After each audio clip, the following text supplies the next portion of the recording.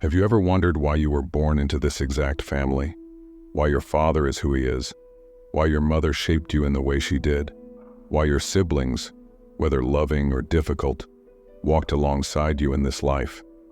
Was it pure coincidence? A roll of the dice in a random universe? Or was it something else, something intentional, something chosen?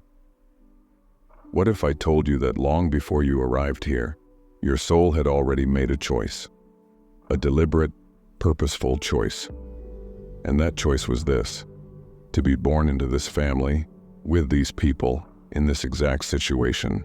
This may sound strange at first, even unbelievable, especially if your family story has been one of pain, neglect, or conflict. But hidden in this idea is a profound philosophy about the meaning of life, the mystery of suffering, and the deep wisdom of the soul. Tonight, we're going to dive into this idea that your soul chose your family, not as punishment, not as accident, but as a classroom, one designed with precision, where every relationship is a lesson, every bond is a mirror, and every wound carries within it the possibility of awakening. So let's begin. To understand why your soul may have chosen your family, we first need to reframe how we see human existence. Most of us grow up believing that life just happens to us, that we are thrown into the world without warning, into whatever random environment chance delivers. This is the modern, materialist view of life, a universe without meaning, where families are accidents of biology and nothing more. But philosophy, spirituality, and even modern psychology offer another lens, one that suggests perhaps life is not random at all. Perhaps it unfolds with patterns, with hidden wisdom, with choices we made long before memory. Think of your soul as a traveler, standing at a crossroads before entering this world. Before it lies countless paths, to be born rich or poor, in peace or in conflict, into kindness or into hardship. And your soul, guided not by comfort but by growth, selects the path that will provide the exact experiences it needs for its evolution. Some souls choose nurturing families, where love and safety allow them to flourish, to learn trust, to build compassion. Others choose fractured or difficult families, where pain and challenge become the soil for resilience, creativity, or even the breaking of ancient cycles of suffering. Your family, then, is not a random backdrop. They are participants in your soul's curriculum. Teachers, mirrors, catalysts, some through love, others through wounds, but all carrying within them the keys to your awakening. If we look only through the lens of biology, our families appear to be pure chance. Two people meet, whether through love, arrangement, or accident, and you arrive as the result. It seems random, even mechanical, but human beings have always sensed there's more to it than that. Across cultures, across centuries, there has been a persistent belief that life has patterns, and those patterns are not without meaning. In Hindu philosophy, this is known as karma, the law of cause and effect not just within one life, but across lifetimes. According to this view, the family you are born into is not accidental. It is the perfect stage set for the unresolved lessons of your soul. In Christianity, you hear echoes of this idea when people say, God doesn't give you more than you can handle. It suggests that your challenges, including your family struggles, are not meaningless burdens, but carefully measured opportunities for growth. In psychology, Carl Jung spoke of the family as the crucible of individuation. In other words, it is through the tension with our parents and siblings that we are pushed to discover our true selves. The conflicts, the comparisons, the unmet needs, they force us to differentiate, to carve out our own identity. And in existential philosophy, thinkers like Viktor Frankl remind us that meaning is not given, it is created. Even if life were random, the responsibility falls on us to interpret it in a way that brings growth rather than despair. So whether you approach it spiritually, psychologically, or existentially, one truth emerges. Your family is not meaningless. It is central to who you are becoming. Here's a radical thought. Your family may not be who you wanted, but they are exactly who you needed. Think about the moments when your parents or siblings triggered you more than anyone else could. Why does a single word from your father sting in a way that no stranger's insult ever could? Why does your mother's silence sometimes feel louder than the world's noise? Because family acts as a mirror. They reflect back to you the parts of yourself you are unwilling to face. If you struggle with anger, your sibling may provoke it until you learn to master it. If you long for approval, your parent may withhold it until you realize you must validate yourself. If you fear abandonment, perhaps someone in your family leaves, forcing you to discover an inner wholeness that no one else can provide. Painful? Absolutely. But also profound, because without those mirrors, those hidden wounds would remain invisible. This is the paradox of family. They wound us, and in wounding us, they reveal where healing must occur. Philosophers and mystics often divide family experiences into two broad categories. The nurturing family, where you feel supported, loved, and accepted. Here, the lesson is about trust, belonging, and the ability to extend love outward into the world. The challenging family, where conflict, neglect, or trauma shape your early years. Here, the lesson is about resilience, boundaries, forgiveness, and the power to transform pain into strength. Neither path is better. Both are sacred classrooms. The nurturing family teaches through warmth. The challenging family teaches through fire. But both can awaken the soul, if you allow them to. Here's another possibility. What if your soul chose your family not just for your growth, but for something even bigger? Every family carries patterns. Maybe it's a pattern of silence, secrets never spoken, truths buried. Maybe it's addiction, or violence, or unexpressed love. These patterns stretch across generations like invisible chains. And then one day, a soul arrives with the strength to break the chain, to say, "This cycle ends with me."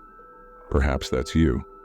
Perhaps your soul chose this family because you are the one meant to bring light where there has been shadow for centuries. If so, your family story is not just about personal growth. It is about collective healing. Imagine for a moment that life is not a random sequence of events, but a cosmic school. Every birth is an enrollment. Every relationship is a course.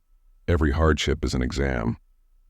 In this school, your family is not just background noise. They are your teachers, some kind, some strict, some silent, but all with lessons uniquely designed for you.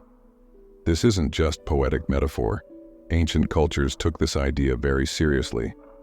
In Buddhism, the notion of interdependent origination suggests that nothing arises alone.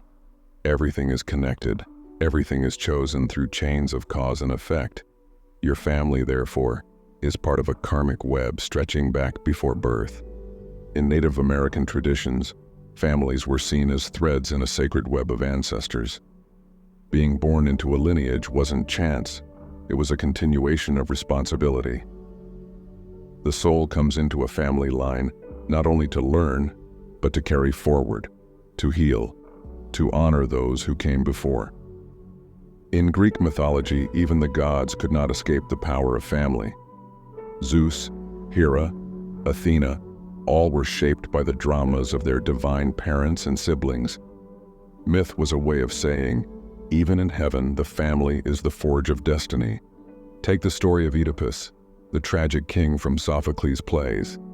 His downfall wasn't simply about fate, it was about family. The prophecy that haunted him was tied to his father and mother.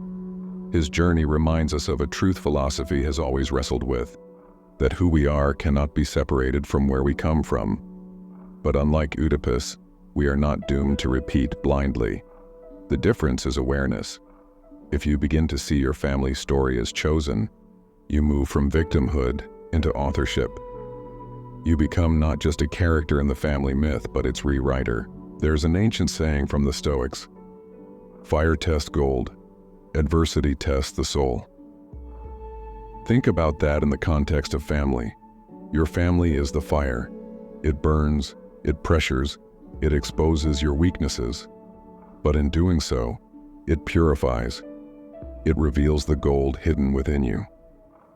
That sibling rivalry that once felt unbearable.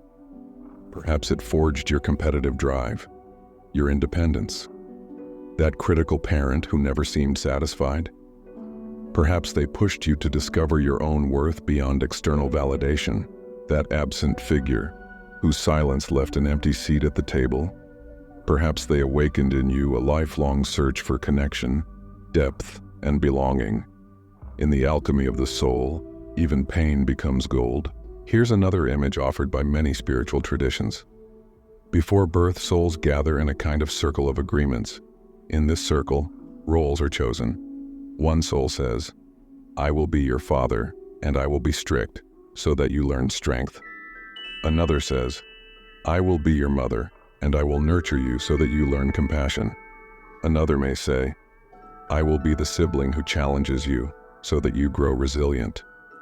And then you, the soul, nod and say, "Yes, that is what I need." Let us walk this path together. When seen through this lens, family conflicts lose some of their sting, because you realize the people who hurt you most may actually be the ones who loved you most at the soul level. They agreed to play the difficult roles so that you could grow. It doesn't excuse harm, but it transforms it. From meaningless pain into sacred contract. Symbols often capture truths our rational minds can't. The tree is one such symbol. Roots, trunk, branches. Your family is your root system. Some roots are tangled, broken, or shallow. Others are deep and nourishing. But without roots, no tree can stand. Even if your family wounded you, they are still the soil that allowed your soul to rise. The mirror is another symbol. Families reflect us.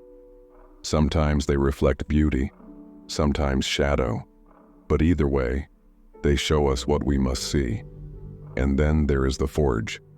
In myth and in life, a forge is where raw metal is transformed by fire. That is what the family is. The forge of the soul, heated by love, hammered by conflict, shaped by both. Across the world, the idea repeats itself. The Hindu Upanishads whisper that the family you are born to is the field where your karma ripens. The African proverb says, "The child who is not embraced by the village will burn it down to feel its warmth." A reminder that family wounds can shape destinies for better or worse. The Taoist sages remind us that harmony and disharmony are both teachers, each guiding the flow of the soul, like rivers carving valleys. These echoes are not coincidence. They are reminders that no culture, no age, no philosophy has ever dismissed family as mere accident. If the soul truly chooses its family, then here lies the great paradox. Why would any soul choose pain? Why would anyone deliberately step into a household filled with conflict, neglect, or even abuse? This is one of the hardest questions philosophy and spirituality must wrestle with, because on the surface it seems cruel, it seems senseless. And yet, if we shift perspective, the paradox begins to unravel. Consider the difference between comfort and growth. Comfort nurtures us, keeps us safe, allows us to rest. But growth rarely happens in comfort. Growth happens when we are stretched, tested, even broken. Think of a seed. To become a tree, it must break apart in the soil. Think of a muscle. To grow stronger, it must first be torn through effort. Think of the human heart. It often awakens not in triumph, but in heartbreak. So too with the soul. It may choose challenge not because it enjoys pain, but because it knows that only through fire will certain strengths emerge. Let's first honor those who are born into families of deep love. These are the souls who come into homes filled with warmth, stability, and support. Their lessons are not about survival, but about expansion. They learn what trust feels like, what healthy love looks like. They grow with a sense of belonging, and from that belonging, they are able to extend compassion outward into the world. Such souls often become healers, teachers, artists, people who spread the abundance they themselves received. They are the living proof that love multiplies when shared. And then there are the souls who are born into fractured families, where love is scarce, where chaos is constant, where wounds are passed from one generation to the next. On the surface, this seems unfair, but look closer. These souls often develop extraordinary resilience. They learn strength that no comfort could have taught them. They become cycle breakers, the ones who refuse to pass the same pain on to their own children. Yes, their road is harder, but their awakening is often deeper, because when you learn to transform pain into compassion, you carry a wisdom that few can match. Here's the paradox in its sharpest form. The family of love teaches you how to give. The family of pain teaches you how to heal. Both are sacred. Both are teachers. Both are chosen. It does not mean pain is good. It does not mean abuse should ever be excused. What it means is that even suffering can be transformed into meaning. Even wounds can become doors to wisdom. This is what I call the alchemy of suffering. Taking what was meant to break you and using it to build your soul. Imagine for a moment that your soul's journey is like a curriculum in school. Some souls enroll in classes of love, lessons in trust, intimacy, harmony. Others enroll in classes of hardship, lessons in resilience, boundaries, self-reliance. No class is better. They are simply different courses, tailored to what the soul most needs to learn. And here's the twist. Sometimes the hardest courses are given to the strongest souls, the ones who can endure, transform, and then turn their story into a lantern for others still lost in the dark. Another paradox emerges when we ask, if souls choose families, then do we really have free will? Or is everything already decided? Here's the answer many philosophers point to. Your family may be chosen, but what you do with that choice is up to you. Think of it like a role in a play.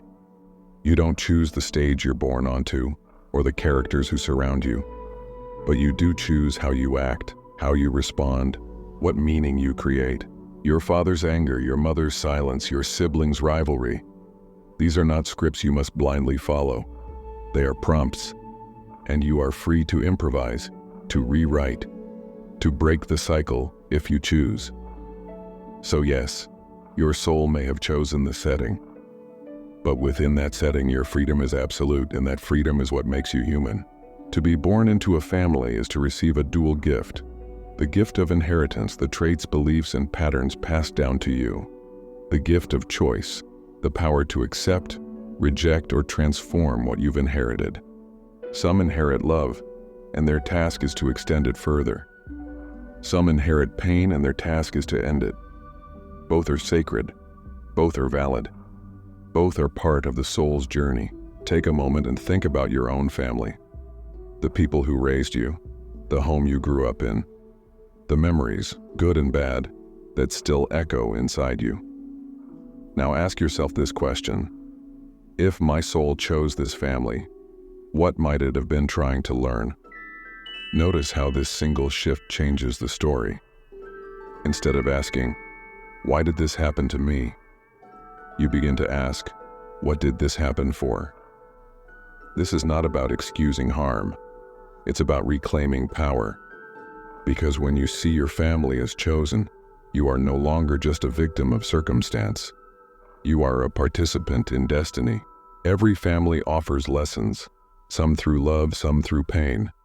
Think of the 3 relationships in your family that shaped you most. For each, ask, what wound did they reveal in me? What strength did they awaken? What lesson might my soul have been seeking through them? For example, a father's criticism may have revealed your longing for approval, but also awakened your drive for excellence and self-validation. A mother's love may have taught you safety, and also inspired you to create safe spaces for others. A sibling's rivalry may have pushed you toward independence, and also shown you how to stand in your own uniqueness. Every relationship is a mirror, and every mirror reveals both wound and gift. Draw your family tree, but instead of names, fill in each branch with lessons. On your father's side, maybe you see patterns of discipline, ambition, and control. On your mother's side, perhaps patterns of nurturing, sacrifice, or silence. Among your siblings, maybe you see creativity, rebellion, or competition. When you map it this way, you begin to see your family not as random characters, but as a curriculum. Each person carries a piece of your soul's education. Look closely at your family tree. Where do you see repeating cycles? Is it anger? Is it addiction? Is it secrecy? Is it silence? These cycles don't end by accident. They end when someone, perhaps you, decides to become conscious of them. If your soul chose this family, perhaps it did so not only to experience the cycle, but to end it. To be the turning point where pain transforms into wisdom. This may be the hardest practice of all, gratitude. Not blind gratitude that denies your pain, but deep gratitude that recognizes, even in hardship, there were lessons that shaped you. Gratitude doesn't mean saying, "It was fine." Gratitude means saying, "Even though it hurt, I see what it gave me." You don't need to be grateful for the wound, but you can be grateful for the strength it awakened. When you begin to see your family this way, something profound happens. The anger begins to soften. The confusion begins to make sense. The weight begins to lift.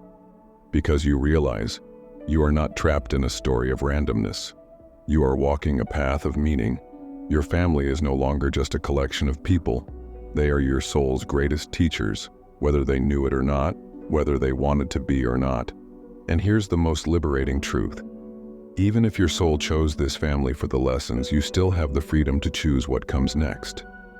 Your father's anger does not have to become your anger. Your mother's silence does not have to become your silence. Your siblings' rivalry does not have to become your rivalry. You can break the cycle. You can carry forward the lessons while leaving behind the wounds. You can honor your soul's choice by transforming your family story into something greater than what you inherited. If souls choose their families, does that mean our lives are predestined? Are we simply following a script written before birth with no true freedom? This question has haunted philosophers for centuries. From the Stoics of ancient Greece to the mystics of India, the tension between fate and free will has never been fully resolved. But here's one way to see it. Fate may be the stage you're placed upon. Free will is how you perform your role. Your family is the setting, the opening act. But the choices you make, the paths you walk, the lessons you integrate, those are unscripted. In many traditions, especially in Eastern philosophy, the idea of karma is central. Karma isn't about punishment. It's about cause and effect, action and consequence, carried across lifetimes. Perhaps the family you were born into reflects unfinished business from before. A father you clash with may represent unresolved dynamics from another lifetime. A sibling rivalry may be the continuation of an old story waiting to be balanced. A mother's tenderness may be the return of love you once gave her long ago. Seen this way, your family is not random. It is karmic continuity, a weaving of threads that stretch far beyond this lifetime. But it's not just about your soul. Families form the threads of a much larger tapestry, the human web. Every generation passes forward not only DNA, but also beliefs, fears, dreams, and wounds. When you heal a pattern in yourself, you don't just heal it for you. You heal it for those who came before and those who will come after. This is why some spiritual teachers say, when you heal, your ancestors smile. Because in breaking a cycle, you release not only your children, but also the countless generations whose struggles now find resolution in you. Now imagine this at scale. Every family is a small thread in the greater fabric of humanity, each carrying lessons, wounds, and transformations. When enough individuals awaken to their family patterns and choose to heal, the collective shifts. Wars lose their fuel. Prejudices weaken. Violence diminishes. Because at the deepest level, most of humanity's conflicts are simply family wounds multiplied. Tribal rivalries are extensions of sibling rivalries. National pride is often an echo of parental validation. Hatred between groups is inherited fear passed forward. So when you awaken in your own family, you are not just healing your personal story, you are contributing to the healing of humanity itself. And yet, even with all these ideas, karma, choice, destiny, we must also admit, mystery remains. No philosophy, no religion, No psychology can fully explain why each of us was born where we were, into the families we received. Perhaps the soul chooses. Perhaps it is chance. Perhaps it is both, in ways our minds cannot grasp. What matters most is not solving the cosmic equation, but learning to live meaningfully within it. To take whatever family you were given and turn that raw material into growth, wisdom, and love. One way to imagine this is like a dance. Destiny is the music playing in the background, the family, the circumstances, the patterns. Free will is how you move to that music, whether you stumble, resist, or flow gracefully. You may not choose the song, but you can choose the dance, and that choice, moment by moment, is what makes your life your own. Step back and see this at the grandest scale. Humanity itself is a family. Every conflict between nations is a sibling rivalry. Every migration is a family seeking safety. Every war is an unresolved family wound written onto the canvas of history. If souls truly choose families for their lessons, then perhaps humanity itself is a soul, choosing experiences, facing challenges, learning slowly through centuries of trial and error. Perhaps the great story of humanity is simply this: the universe learning how to become one great family. So what does this mean for you? It means your family, no matter how painful, no matter how loving, no matter how complicated, is part of something vast. Your soul's choice was not small. It was cosmic. And the invitation is this: live consciously, transform what you inherited, carry forward what is beautiful, release what is broken. Because in doing so, you not only honor your soul's choice, you also take your place in the great unfolding story of human evolution. It's one thing to believe, in theory, that your soul chose your family. It's another thing entirely to live as if that's true. Belief without practice is just decoration. Philosophy becomes powerful only when it transforms how you act, how you see, how you respond. So the real challenge is this: how do you carry this insight into your daily life? The first challenge is your past. Every family leaves behind memories, some sweet, some heavy, some unbearable. Those memories live inside you like ghosts, shaping how you see the world. Here's the practice: reframe them. Instead of asking, "Why did this happen to me?" ask, "What was my soul learning through this?" That simple shift doesn't erase the pain, but it transforms it. It moves you from victimhood to authorship. It allows you to hold your past not as a curse, but as a curriculum. The second challenge is forgiveness. Forgiveness doesn't mean pretending the wound never happened. It doesn't mean excusing abuse or denying injustice. Forgiveness means freeing yourself from carrying the poison. Think of it this way: if your soul chose this family, then even the people who hurt you were unknowingly part of your soul's education. They were teachers in disguise. Harsh teachers, perhaps, but teachers nonetheless. You don't need to invite them back into your life, but you can release the grip they hold over your heart, because holding anger forever only ties you to the very lesson you've already completed. Forgiveness is not about them. It's about you. The third challenge is healing your present relationships. You might have carried old wounds into adulthood.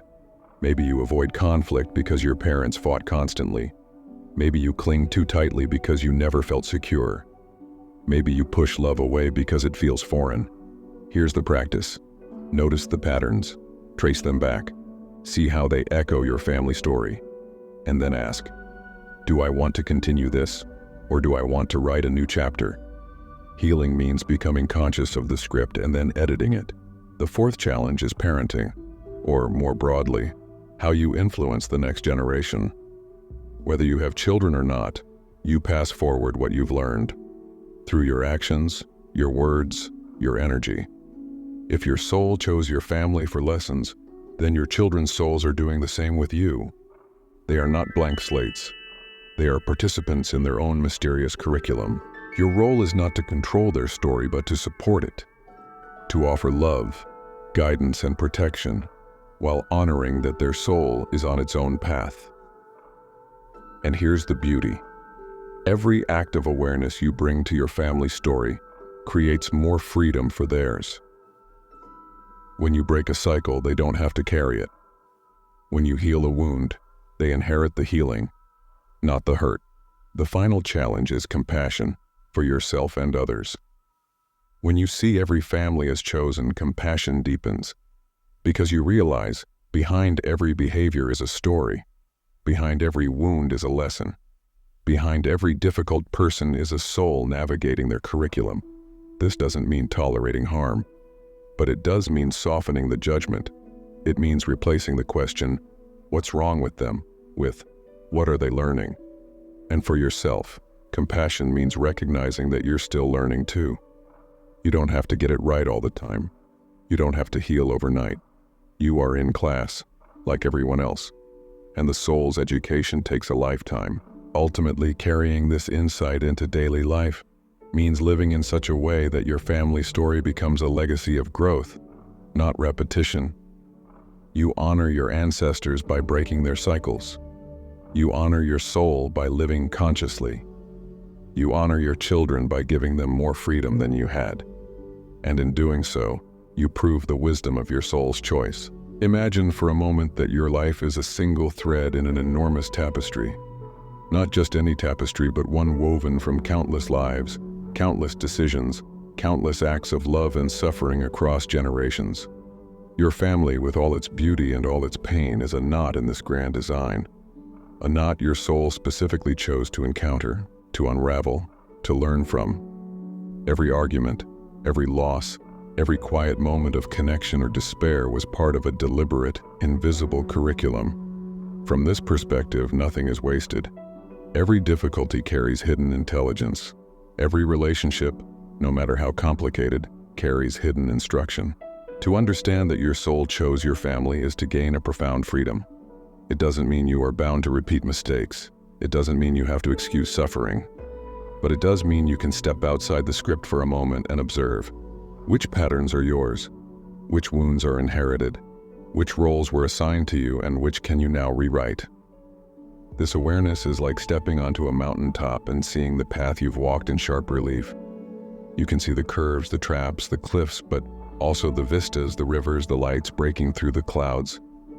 And with this vision comes choice. For the first time, you are not merely a participant, you are an author. Think of your life as a laboratory, and your family as one of its primary experiments. The conditions were extreme, the variables often hidden, the outcomes unpredictable. Some lessons were cruel, some love was conditional, some guidance was absent. But now that you have awareness, you can run your own experiment. You can choose how you respond to old patterns. You can measure your actions, refine your thoughts, and test new ways of being. Philosophy, in this sense, is not abstract. It is experimental. It is the practical science of the soul, and you are its most intimate practitioner. The beauty of this insight is that it is liberating, but also humbling. Your soul chose your family, but it also chose you. It entrusted you with the freedom to shape the consequences, to transform the legacy, to engage consciously with life's mysteries. You are simultaneously a student and a teacher, a witness and a participant, a recipient and a creator. The paradox of choice is this: true freedom comes not from escaping the past, but from embracing it and using it as a springboard to something greater. Your family, your parents, your siblings, they are not the final word on your story. They are a chapter, a module in the curriculum of your soul. And what comes next? That is up to you. The choices you make, the relationships you nurture, the inner work you do, all of it contributes to the continuing story of your soul. Every act of courage, every moment of honesty, every instance of compassion becomes a ripple, echoing outward across generations. You are both the inheritor and the originator of a legacy far larger than your immediate experience. As you leave this reflection, consider it a call to live consciously. Recognize the lessons your family has given you. Identify the patterns you wish to change. Embrace your freedom to act differently. Cultivate love, awareness, and strength, not for the approval of others, but for the integrity of your own soul. This is the ultimate act of gratitude, to honor the struggles you inherited by turning them into wisdom, courage, and compassion. So when you look at your family, you see more than the arguments, the failures, the disappointments. You see a living curriculum, a deliberate selection, chosen by your own soul, designed to teach, to challenge, and ultimately to elevate you. Your life is a masterpiece in progress. Your soul's choice is a guide, not a sentence. And in understanding this, you step into a larger truth, that life, with all its complexity and pain, is a sacred laboratory for your consciousness. You are not simply surviving your story, you are authoring it. You are not simply inheriting a legacy, you are transforming it. And in doing so, you become not just a witness to life but a conscious participant in the eternal dance of existence.